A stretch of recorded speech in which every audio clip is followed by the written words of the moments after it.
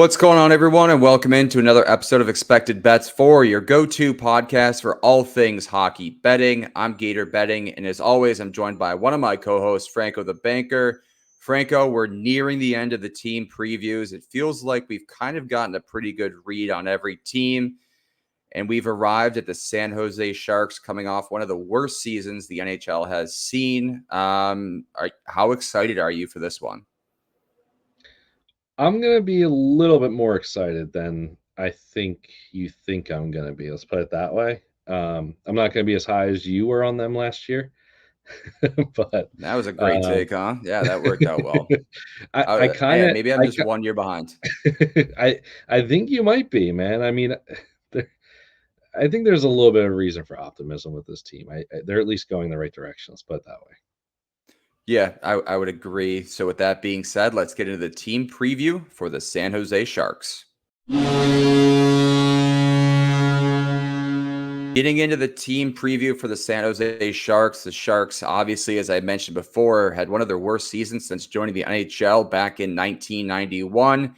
However, there is kind of a glimpse of hope. There's a light at the end of the tunnel in San Jose, I'd put it that way. Macklin, Celebrini, and Will Smith joined the team. You got BC and BU teammates now, so we'll see how that chemistry develops after they've played each other back in the Hockey East and in the Beanpot. They also add Toffoli, Goudreau, Wallman, Ceci, and a new head coach in Ryan Worofsky. Mike Greer took over this team, and he kind of set out his mission was basically to do a complete reset, right? Like stop everything that was going on before. The Sharks had a ton of bad contracts on the books. Get rid of those guys and really start to put some emphasis on this young roster and have a direction for them moving forward here. Franco, you said you were going to be a little bit high on this team. So what are your thoughts on them?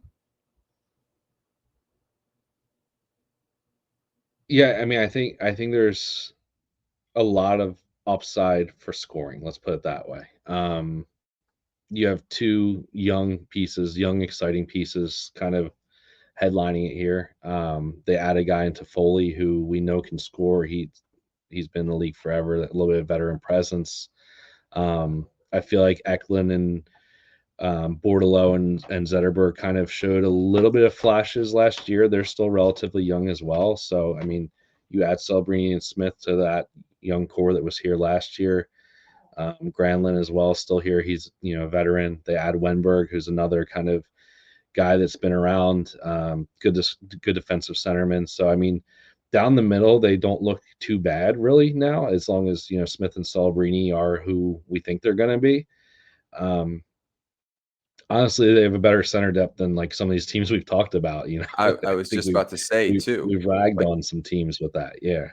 and if they do turn out to be that 1 and 2C respectively, I mean, there's teams that you barely even have a 1C moving forward, right? And if it does turn out in the next 3 to 5 years, let's say that they do become kind of the guys that they expected to when they drafted them, it could be an interesting team. And they also had some great goaltender depth too, and another young prospect from Nashville. The Mackenzie Blackwood pickup is interesting, or not pickup, but we saw him struggle in New Jersey for a while, and it's going to be interesting in net, right? Does this young prospect Askarov kind of develop quicker than normal? Can he be that guy that at least gives them some games, or what his status is? But we've seen young goaltenders come into the league more often now and become a direct contributor. Like, it's not that delayed process where they play in the A for 2 to 3 years and then finally come make the jump next season where they play 10 or 15 games and slowly work them in. It's kind of trial by fire now with goaltenders, given how limited depth there is. Well, I'm going to put a little bit of water on your fire here because he was sent down today. So Oh, um, I don't know if this is like a weird just you know cap move or something like that, where he's going to get pulled up in a couple days, because obviously the season hasn't started yet. We're recording this on Friday, But yeah, as of right now, he was sent down to the AHL to play for the Barracudas. So I don't even know who the backup's going to be for Blackwood right now. I didn't get that far in my looking, but yeah, I mean, we'll see what happens there. But I mean, I think when it came down to it last year, when you were looking to fade the Sharks, betting wise, there would be games where you would bet against them, and Blackwood would kind of stand on his head a little bit. So now you feel like there's a little bit of better team in front of him. He's got two, a 1C, or two better centers, and headlining this roster. I don't love CC. I know we've the NHL community in general has kind of mocked him for his time in Edmonton, playing with Nurse. That pair being just horrendous, but I don't know. Maybe he can rewrite that history. So I don't think the blue line's great still in front of them, but yeah, I mean, I feel like I didn't want to bet on against the Sharks when Blackwood was in net last year. Let's put it that way. So we'll see if the team in front of them makes it a better You know who quality the in front of backup is? Vanacek. Oh, okay. Then yeah, you're gonna look to fade them The in old that Devils situation. teammates reunite out Oh, in that's weird. That's weird, isn't isn't it? it? Yeah. Yeah. So I mean, if Vanacek's there and he's gonna be the backup, then I would look to fade them in those situations. Then we'll see. I feel like the situation's fluid right now. We're kind of reacting live here to Askarov being sent down. I think there's more reason to be excited about this team if Askarov is there. So we'll see how that plays out. Yeah, I really do like the addition of Toffoli with this team, right? Like we saw last year with Bedard and the lack of talent, excuse me, that he was surrounded with. And it feels now like despite you being a young team and trying to move forward, you do have to surround them with at least some guys that can try to match their skill and contribute offensively. So I really like what the Sharks did there. Even on the second line, too, right? They surrounded Will Smith with Granlund and Zetterlund. Not terrible players, right? Like still pretty offensive minded. So I do like that in the fact that they're not just putting, obviously they're both centers, but not just throwing them and saying, all right, well, here's our 6 prospects on the top 6, like on the top 2 lines. And all right, go figure it out, guys. Like you do need that veteran presence if you do want to start to develop the prospects in a right way. Yeah, again, I think there's a purpose here. Like it feels like there's actual direction with this team. We just got done talking about the Flames, and it feels like I have no idea what their plan is here. At least you have Zetterlund and Eklund, who, again, like I said, had a decent year last year, each of them, and they're still up and coming and young, but they have experience. So they're kind of like that middle ground of age and experience. And then Celebrini and Smith are fresh, new, right into the league here, high upside prospects. And then Granlund and Toffoli are veteran guys, grizzled vets that can produce. They're different, different types of players. Toffoli's more of a shooter, whereas Granlund's more of a playmaker. But again, like you have two lines that have a little bit of everything, as opposed to some teams when they bring up their young players, like they might stack it the other way, where it's like Smith, Celebrini, and Eklund as your top line, and it's like too much youth, right? And then your second line just doesn't look good because of that. This feels all right as far as, like I said, I'm kind of a little higher than I feel like I should be maybe on this team, but it just looks good on paper to me. Yeah, I would certainly agree. All right, before we get into the best and worst case scenario for the San Jose Sharks, I'd like to talk to you about our sponsor, BetterHelp. This episode of Expected Bets 4 is brought to you by BetterHelp. Have you ever stopped to think about something new you'd love to learn? As adults, we don't always make the time to learn we used to when we were kids. Kids are constantly exploring and growing, but somewhere along the way, life gets busy and we lose some of that curiosity. What's something you've been wanting to dive into? Maybe it's cooking, picking up a new language, or even figure out your golf game to finally beat your new friend. Just because we're older doesn't mean we have to stop growing. In fact, therapy can help you reconnect with that sense of wonder. It reminds you that your back to school moment can happen at any time. Therapy is not just for people who have gone through something major, it's for anyone looking to be the best version of themselves. Therapy can help you learn positive ways to cope with stress, set healthy boundaries, and tackle challenges with more confidence. It's really about giving yourself the tools to thrive and grow, no matter what stage of life you're in. If you're thinking of starting therapy, give BetterHelp a try. It's entirely online, designed to be convenient, flexible, and suited to your schedule. Just fill out a brief questionnaire and get matched with a licensed therapist and switch therapists anytime for no additional charge. Rediscover your curiosity with BetterHelp.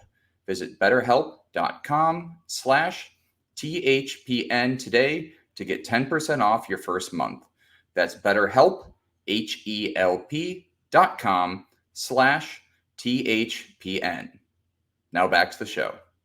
Getting into the best and worst case scenario for the San Jose Sharks, Franco, we're going to flip it here. Best case seems pretty straightforward, right? This young core, Celebrini, Smith, especially kind of headlining that young core, takes a step forward, right? Their first season in the NHL goes well. They show flashes of becoming that 1 and 2 seed role for this team. Goaltending's kind of like the question mark, right? Because you're not looking at Vanacek and Blackwood necessarily as your future. And you kind of can improve defensively as well as you continue to get rid of these bad contracts and open up cap space. So it seems like they build off a season where they were horrendous and they just kind of see a direction with this team. Borowski, the new head coach, youngest head coach in the NHL now, which is interesting, gives the Sharks an identity. I think that's the biggest thing is he gives them an identity and they're able to kind of say, hey, you know what? We didn't make the playoffs. We weren't supposed to, but we did beat some teams that no one expected us to. And we have chemistry with this team moving forward. Worst case is also interesting, right? Because the expectations are so low. Yeah, I mean, worst case, I feel like is repeating what you guys did last year. Not that it would be the worst case because then you would be adding another very good player in a draft if you're another top 5 pick. But I think in doing that, you want to see the young guys make some steps here. So if I would say your worst case would be that they don't, Celebrini comes in the league and he's not one of the top producing rookies, right? If that would be not a good thing to see. Like we saw Bedard last year come in and kind of take the league by storm, at least when he first started out, and obviously he had the injury and came back. But I think if he comes in and looks lost or his skill doesn't translate, that's where you can worry. I don't necessarily believe that's going to be the case, but obviously Smith went back to school the year after he was drafted, so he was given a little bit of chance to grow a little bit more. So I think the worry would be that the worst case would be that these guys don't take a step forward and don't look like your 1 and 2 C of the future. Yeah, I kind of agree with that. Before we get into some team and player futures, I'd like to talk to you about our sponsor, DraftKings. TD, Tutty, taking it to the house. Whatever you call a touchdown, they matter more at DraftKings Sportsbook, an official sportsbook partner of the NFL. Ready to place your first NFL bet? Try betting on something simple like a player to score a touchdown. The NFL season is back in full swing, and who doesn't love rooting for a touchdown? So be sure to check out the latest odds at DraftKings Sportsbook. Ready to do a touchdown dance of your own? Score big with DraftKings Sportsbook, the #1 place to bet touchdowns. Download the DraftKings Sportsbook app and use code THPN. That's code THPN for new customers to get $250 in bonus bets when you bet just $5 and get 1 month of NFL Plus Premium. Only at DraftKings. The crown is yours.